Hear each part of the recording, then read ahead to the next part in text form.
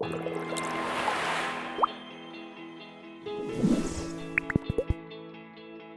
are a huge global community of fundraisers, so having a code of conduct helps us to be united in action. It helps us to do the best work possible and create the best experience for everyone. The code of conduct is actually really very straightforward, and in the end it just becomes normal. Well, for me it didn't always feel like that, but like with everything, you just need to get used to it and you learn through experience. When you wear your UNICEF uniform, it means a lot of responsibility. You have to represent the organization the best way possible. That's why you should talk kindly and professionally. Always remember, Krita. Care, respect, integrity, trust, and accountability.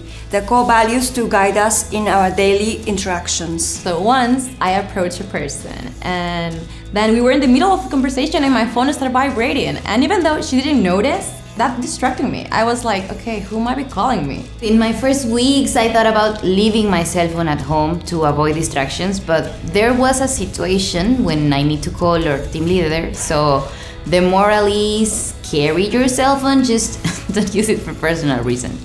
I'm a smoker, but when I'm wearing my uniform, I keep my cigarettes in my backpack and only take them out during my breaks, away from the work area and without my UNICEF attire.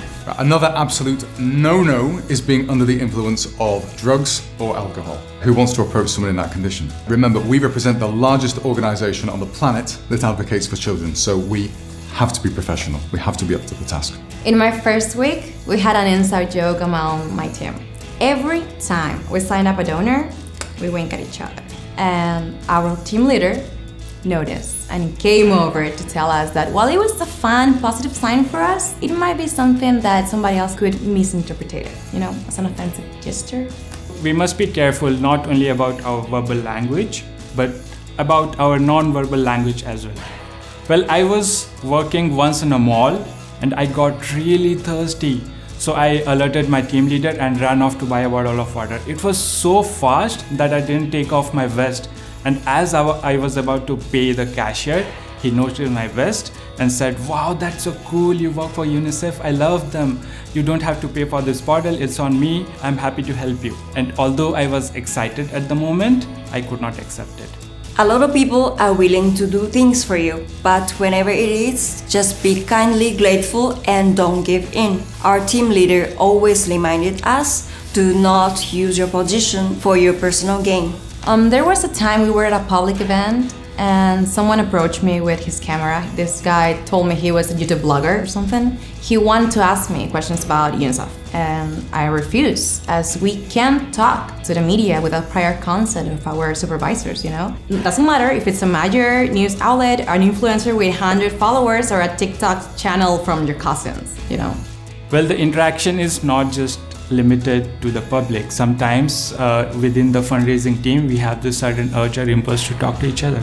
Sometimes there is temptation to bring someone else from another team to UNICEF. There are amazing fundraisers out there, but remember, we never offer a job to people who work in other organizations. Well, it is important that we don't interrupt each other during work. Every distraction can have an impact on funds available to help children in need, so we have to stay focused. So keep your power and just stay there. Our job at UNICEF is also to take care of children who we actually come across in person.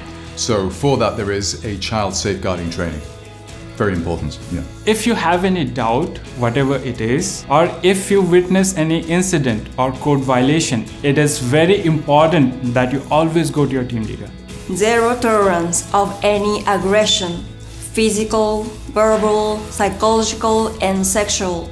Anything that puts any person at risk. We all share a great responsibility. It's our job to project an image of unity while we create the greatest, largest community of donors in the world. Learn from our experiences and go out and make a difference by being your best self. We know you can do it.